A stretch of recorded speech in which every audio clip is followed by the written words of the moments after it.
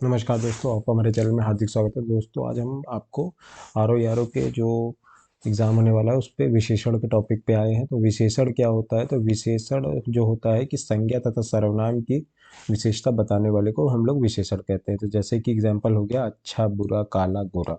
तो विशेषण क्या होता है कि जो किसी की विशेषता बताए। तो विशेषता जो बताता है उसको विशेषण कहता है, और विशेषण की जो विशेषता होता है उसे विशेष कहते हैं। तो अच्छा, बुरा, काला, गोरा जैसे किसी सेंटेंस में जब विशेषण छांटने के लिए पूछते हैं तो इसको इसी तरीके से निकाला जाता है। अब इसमें ट्रिक क्या है कि जैसे आपको याद नहीं रहता है कि कितने तरीके के विशेषण होते हैं। तो विशेषण देखिए, विशेषण के जो भेद होते हैं वो 4 तरीके के होते हैं। तो गुणवाचक होता है, संख्यावाचक होता है, परिमाणवाचक होता है, सार्वनामिक विशेषण होता है। तो इसको ट्रिक में कैसे याद करेंगे?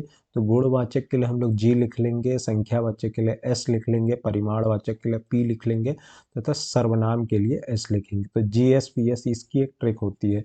ये इस तरीके से हम लोग इसको याद कर सकते हैं कि अगर आपको याद ना हो रहा हो तो ठीक है। अब सबसे पहले आते हैं गुणवाचक विशेषण पे। तो गुणवाचक विशेषण होता है, गुणवाचक क्या बताता है? ये क्वालिटी लाइक नेम। जैसे कि अगर पूछेगा कि सेंटेंस में पूछेगा कि इसमें गुण बताइए कि इसमें कौन सा विशेषण है, तो आप देखिए जो सेंटेंस है, मेरा कुत्ता काला है। इस कुत्ते का जो गुण है ना, उसका गुण क्या है? काला है।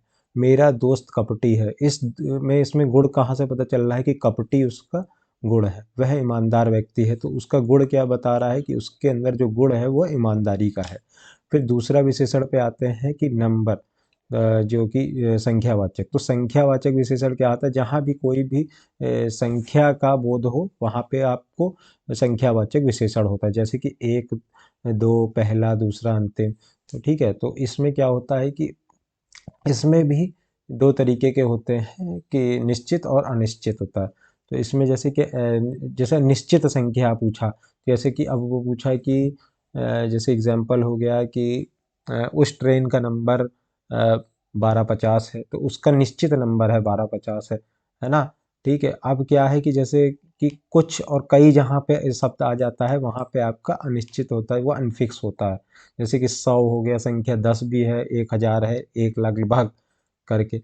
फिर आपका परिमाणवाचक, तो जो परिमाणवाचक जो विशेषण होता है वो नापतोल के लिए होता है कि नापतोल किस तरीके, जहाँ पे नापतोल की बात की जा रही हो वहाँ पे परिमाणवाचक विशेषण की बात होती है। जैसे कि परिमाण, जैसे परिमाण को बताने वाली को ही विशेषता को ही हम लोग परिमाणवाचक विशेषता कहते हैं। जैसे कि किलोग्राम हो गया, निश्चित हो गया, जैसे कि और अनिश्चित में हो गया थोड़ा सा।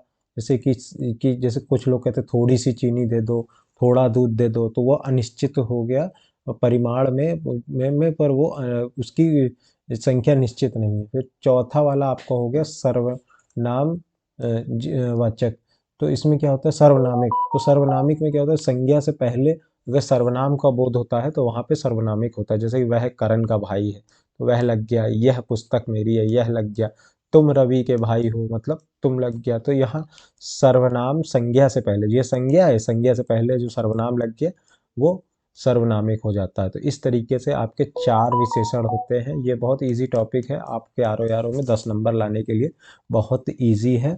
इसको प्रैक्टिस करिए, और वीडियो अच्छी लगी तो चैनल को लाइक और सब्सक्राइब जरूर कर दीजिए। धन्यवाद।